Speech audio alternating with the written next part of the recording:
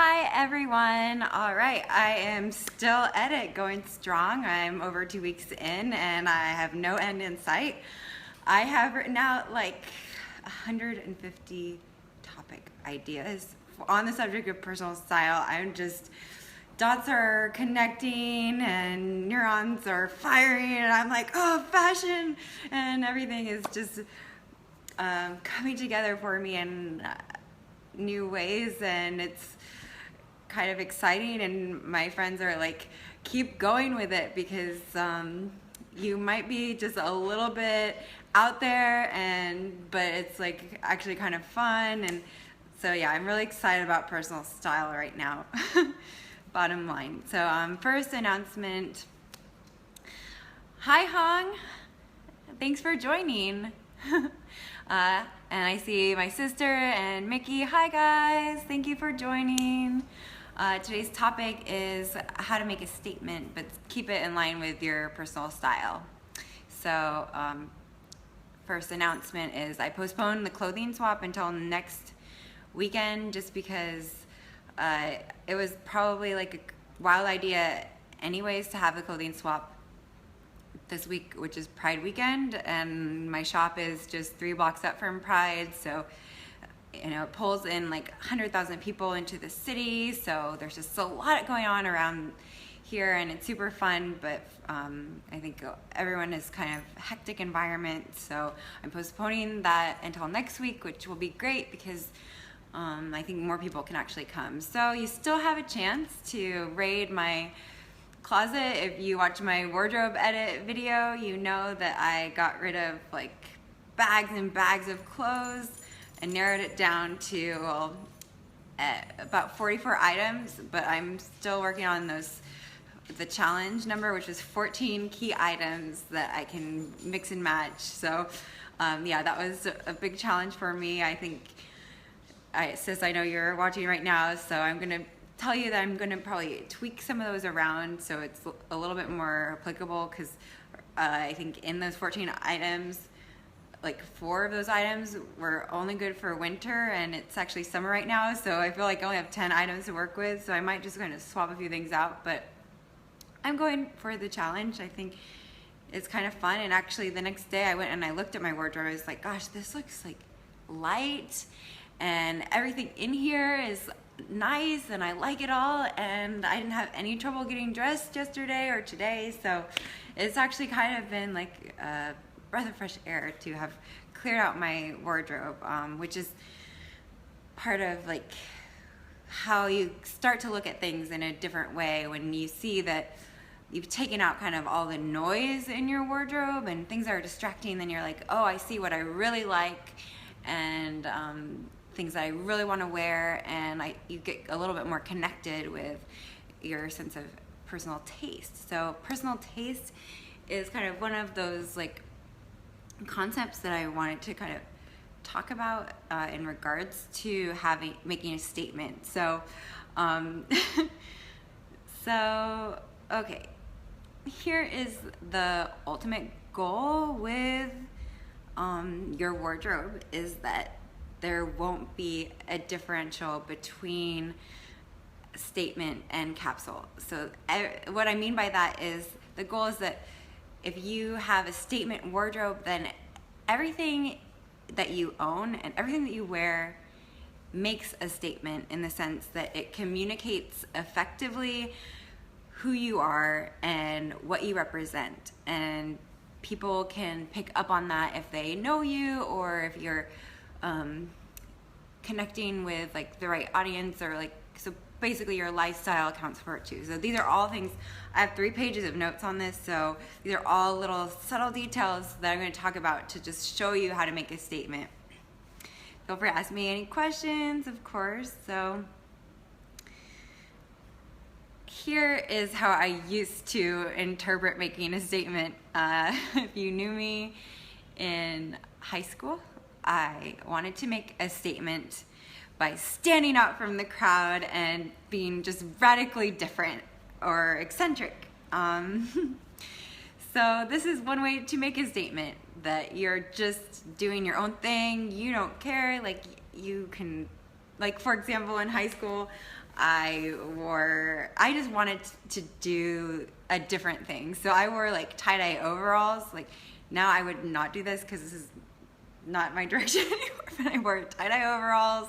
I wore, I would go to Ross and buy like on sale prom dresses, and I wore like a prom dress to school, like with billowing white beaded prom dress to school on my 18th birthday, and I was like, I feel like a princess, and I would wear heels to high school even with like beading. I'd wear like layers and layers of jewelry and scarves, and I'd wear I wanted everything to match, so I'd wear like all different shades of blue or all different shades of green, and or all different golds.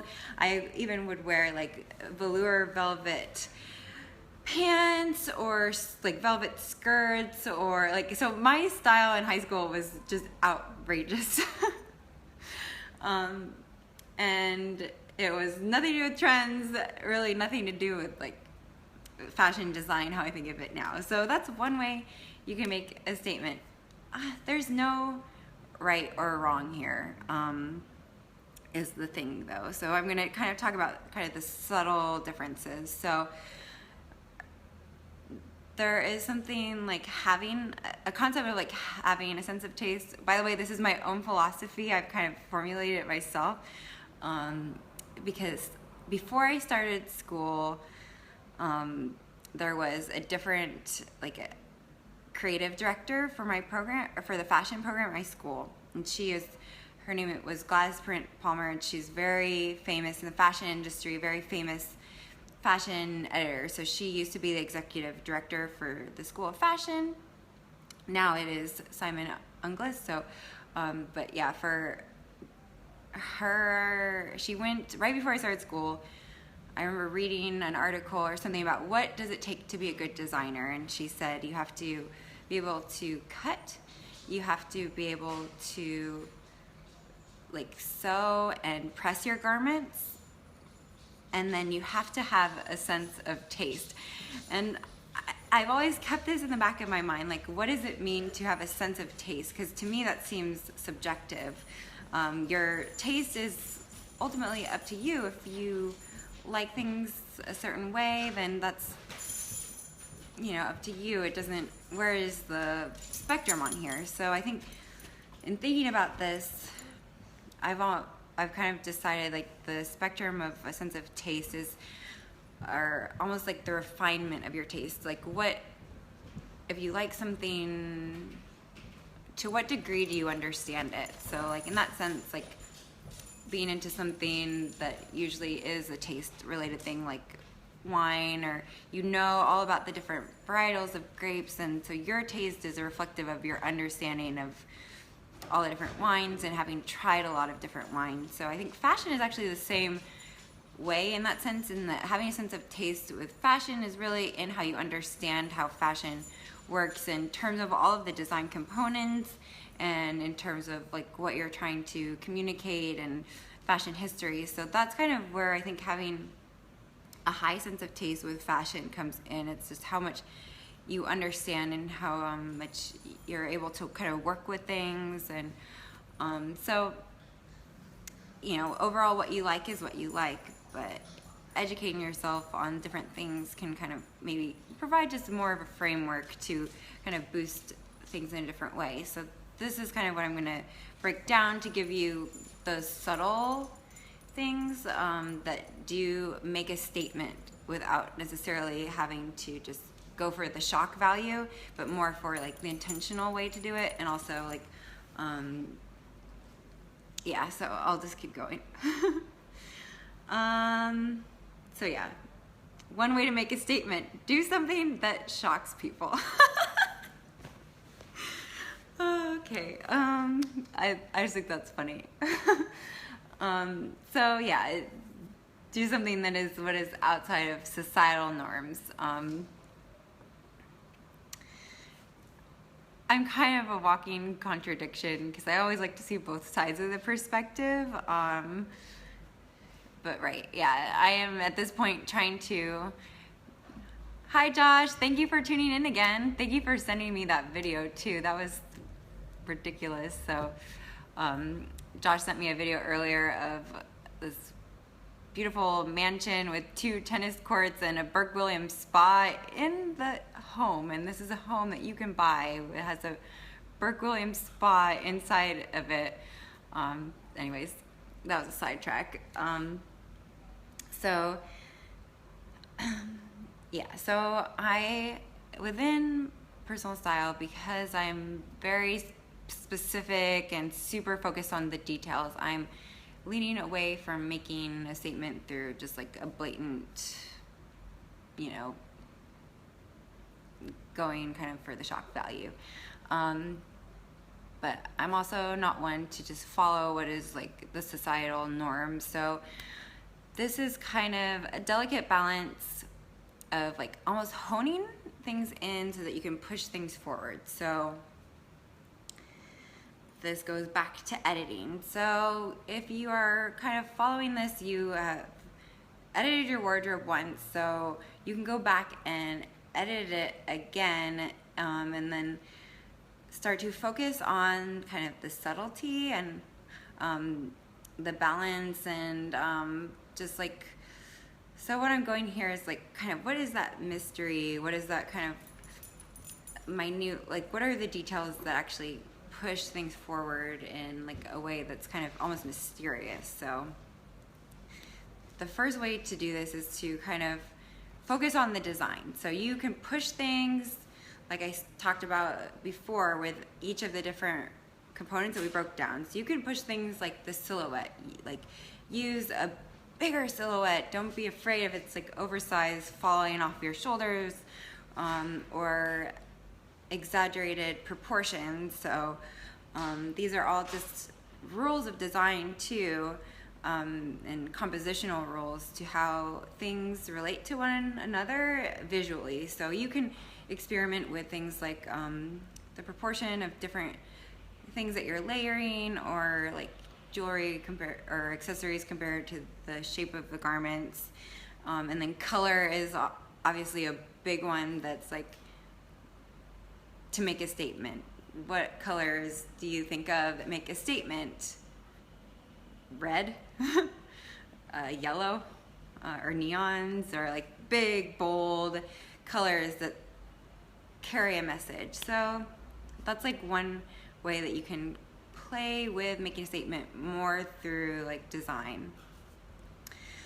Another way to know about making a statement is to really know your audience. So knowing like where are you going and what are you wearing for it, and what is going to appeal to these people and kind of attract their attention in on you. So this is kind of, I have kind of a not so fashion-y analogy for this, in that Matt he knows a lot about craft beer, and we go out a lot to try like different beers, and we go to beer bars. So what's gonna make a statement there? Do you think people that are into beer really care too much about if I'm wearing something designer and high heels? Like, no, they're gonna pick up on the fact that I have like a beer shirt from such and such craft brewery in this part of the country that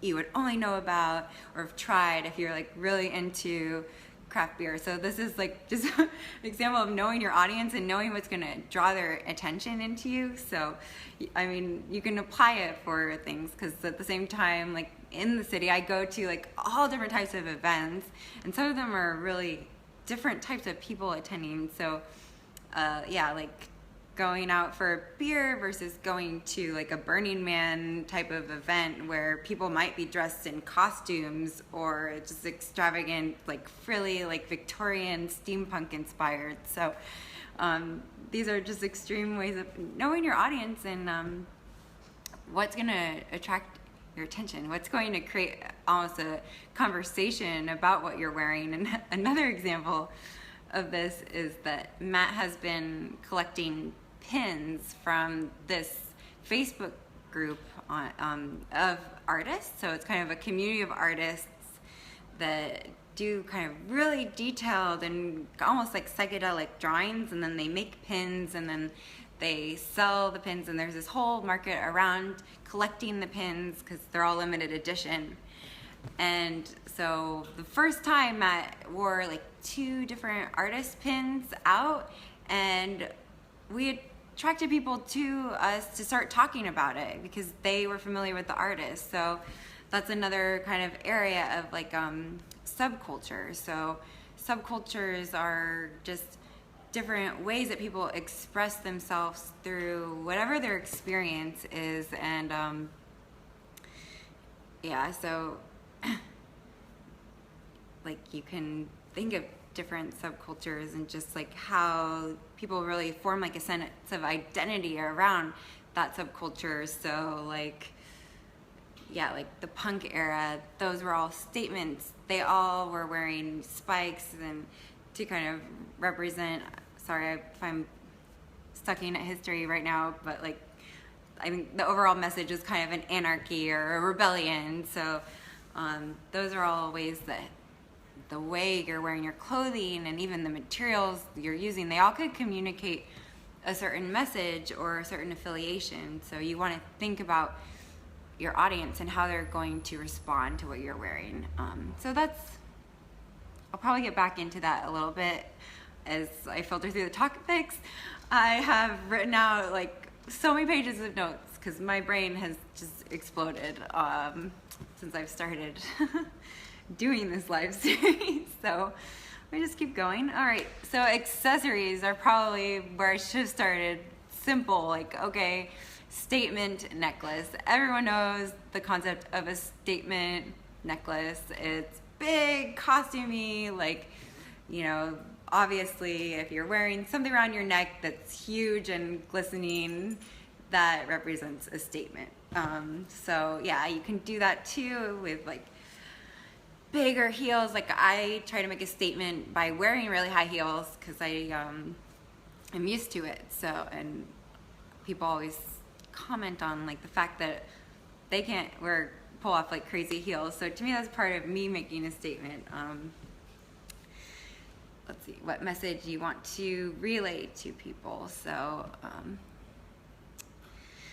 yeah, so right, that's part of knowing your audience. And so yeah, like the overall mood. So okay, here's another way to kind of think about making a statement is I'll probably do an entire topic on this at some point, and it's high-low styling. So high-low means that you combine high-end with low-end to create something kind of really unique, because some of the things are like maybe more tailored or more like expensive fabrics, or the construction just varies quite a bit, or yeah, the quality of the materials just varies quite a bit between high and in low end. So you can kind of create something really new that way. So that's one way that maybe you can make a look a little bit different or just interesting to people if you pair things in that sort of way. So okay, what to think about reflecting your personal style. Okay, sorry, just reviewing my notes. So you could focus on this idea of like what was in your capsule wardrobe, and then what can you make a little bit different in a basic wardrobe that adds something. So think like embellishments, laces, embroideries, I already said color, textures. So basically taking something that you've already defined as part of your personal style, but what are those like subtle things that kind of make it a little bit more like intriguing or a little bit more complicated, or something that just catches people's attention. So you could even do this with, I mean, tattoos and piercings follow into this category, because it's something just like a little bit more that has just a little bit more character to it that makes it stand out and differentiate from just like your average capsule or basic wardrobe. Okay, so that's one little thing. These are all like little things that represent something. So we've got Yeah, anything eye-catching. So when you think about design, you think about where does the direction of your eye go first? Like we do this all the time in art framing. So where does your eye go first in a piece? Yellow, red, people, figures, representational imagery. So things that you identify with, that's where you, when you look at a composition, that's where your eye goes first. So actually things like logos or representational imagery, like faces, figures, like these are all things that represent something to people, have a context, and also direct your eye a certain way. So you can play around with that as well through like, sorry, I wrote out like some brand identities. Like Adidas is a good example of this. I really love Adidas because it's athletic, but it has a little of that subculture edge to it. It has kind of a history as a brand. So that is like a way that you can actually communicate something within your style, is if you have a brand that you resonate with. And Adidas is kind of a good example of this because a lot of people resonate with it. Like I think minimalists can resonate with it, as well as like a little bit of that urban street and sportswear. So, and they do collaborations with different designers. So, and it's like pretty easily identifiable as something that has like a story or communicates who you are. So, and yeah, let's see. Yeah, so like faces, and then so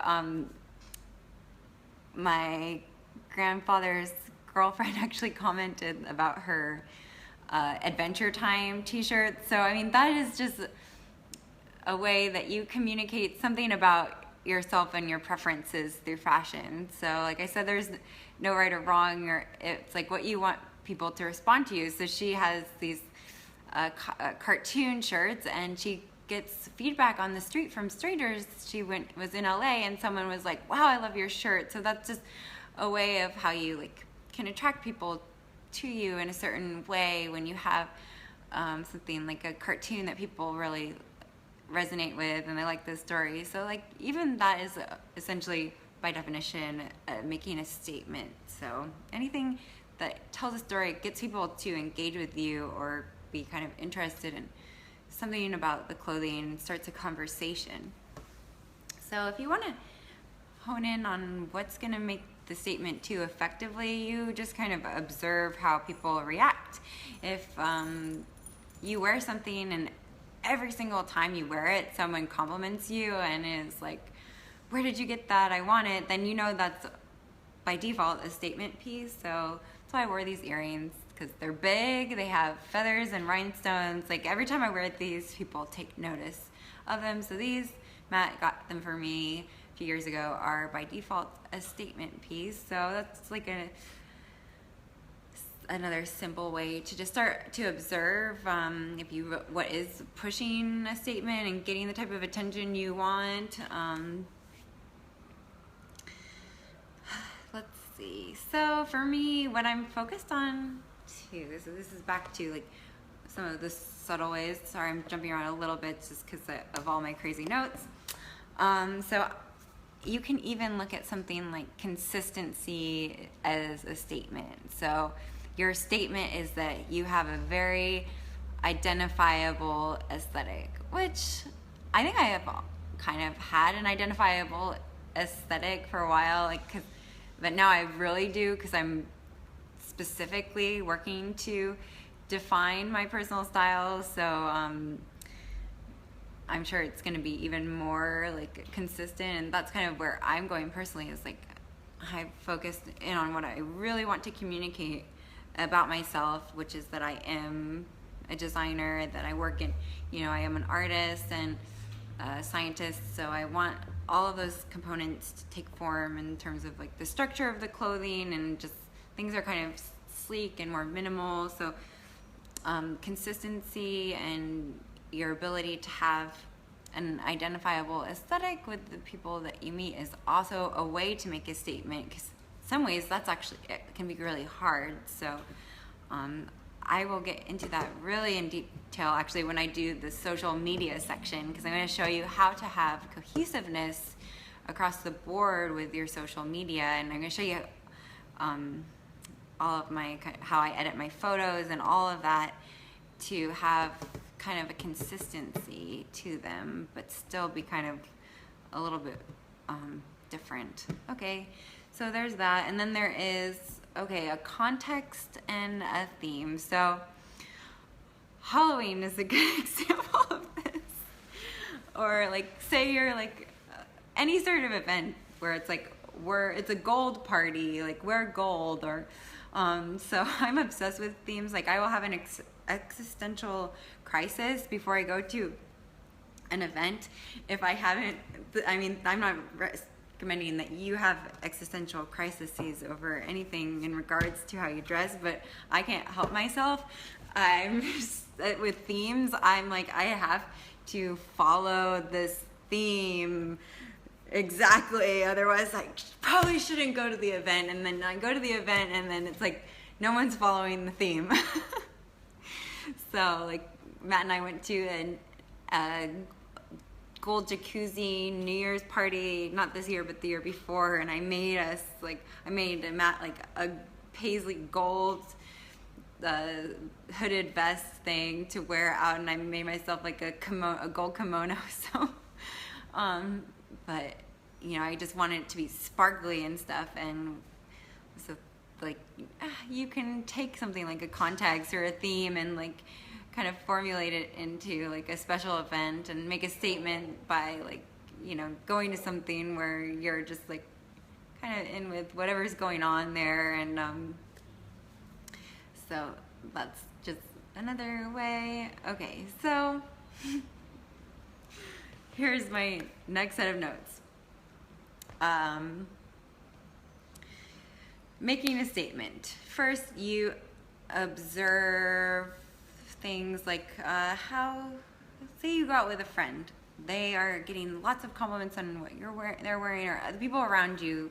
What is like intriguing about them, and then you can kind of absorb and think about it and think about how it applies to like how you want to express yourself, and then you can almost like document that for further reference, and then apply like your observations. So that's a little bit kind of how my mind works in regards to just observing the world around me and funneling in and viewing the world through the lens of a fashion designer, because you have to essentially see the whole world as fashion. And so, I mean, how you do this is you absorb the inspiration, you think about it, you can funnel in your mind visually, or I kind of I think I have Excel spreadsheets in my brain that categorizes things and documents them and draws mind maps, and this is why I'm both a scientist and a designer, because this is actually what goes on in my head.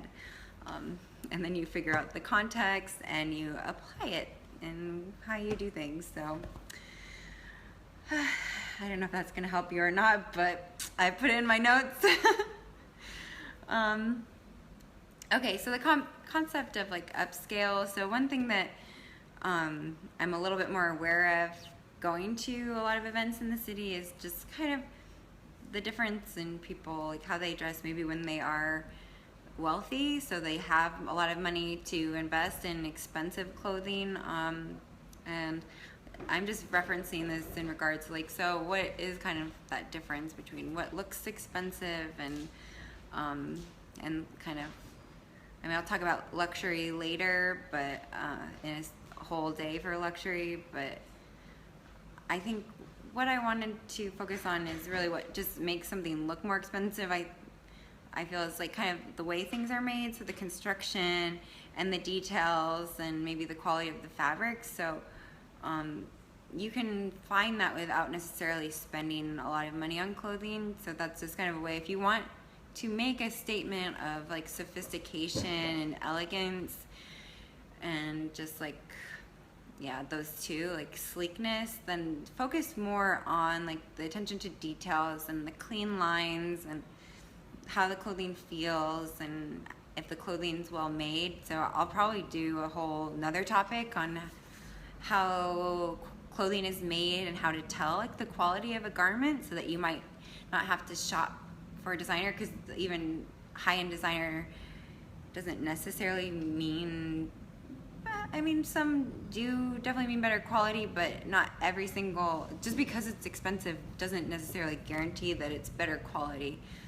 Just in this day and age where everything is kind of produced in, even in similar factories, or even in the same factory, sometimes high-end and low-end can be produced. So that's a whole separate topic on how you can get like a more like a statement through being sleek and being really elegant, and that people just kind of notice that you're really well put together.